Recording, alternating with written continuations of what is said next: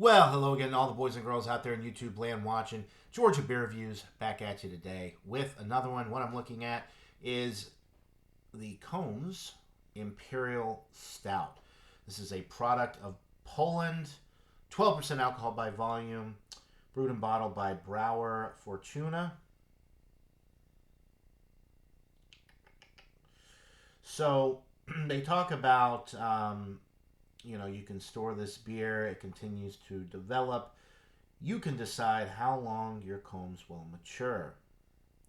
I don't know exactly how old this is. They have a lot number on here, 57 21 24 1. Maybe this was bottled on January 21st, 2024. So it would be over a year old, but I really don't know how to read that lot code. I really don't have any idea. And I don't care to look it up. If you want me, I mean, put a regular date on the bottle, either a Best By date or a bottle on date. These lot codes have always really annoyed me. But anyway, it's a 12% Russian Imperial Stout, or Russian style Imperial Stout, I believe.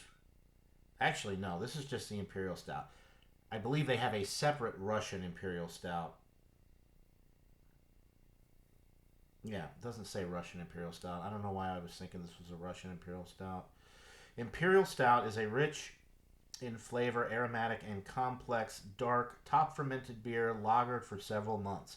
A specialty appreciated by beer lovers all over the world. Okay. I'm dying to get into this just because I don't think I've ever had it. I've had the Baltic Porter. I've had a couple of beers from this brewery over the years, but I don't think I've ever seen their Imperial Stout. And for under $5 for a 16.9 ounce bottle, like I said, heck of a deal. I've heard good things about this beer. And it did pour with a little bit of a head, but it fizzled down almost immediately. Black appearance, pretty much jet black. You can see a little bit of brown around the edges of the glass when you hold it up to direct light, but for all intents and purposes, it's jet black. Okay.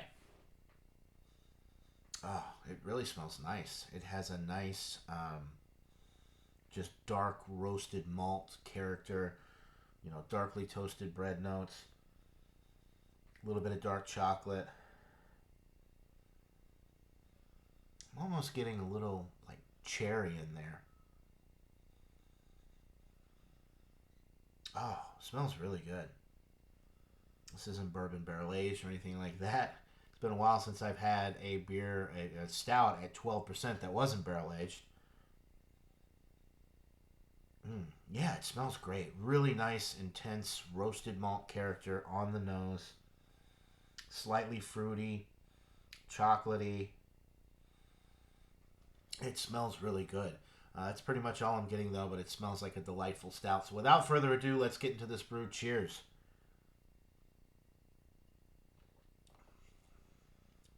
Oh, that is rich and roasty, toasty, delightful. Medium bodied, it's not super heavy. It's not like viscous and sticky or anything like that.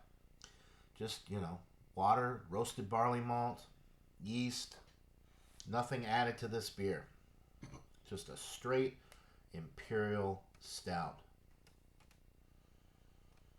I really like this.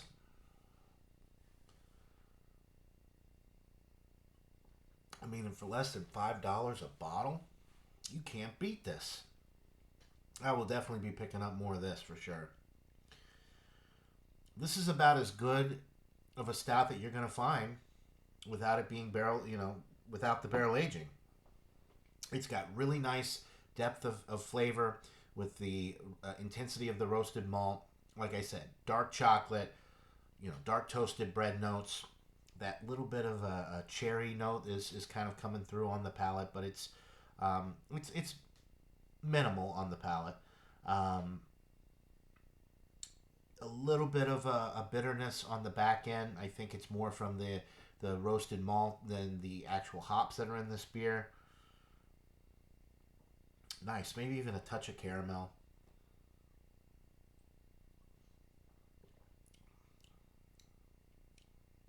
Mm, just silky smooth, easy drinking.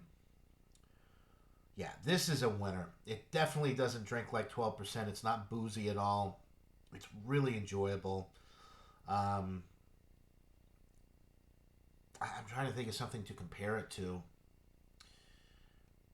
What was that stout?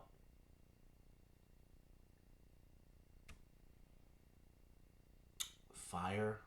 Or the Dragon Stout? Not Dragon's Milk, but oh, I can't think of it. That's gonna drive me nuts. If I think of it, maybe I'll put it in the description below. Um, but yeah, really good, just straight up Imperial Stout. I gotta go 97 on this. This is outstanding.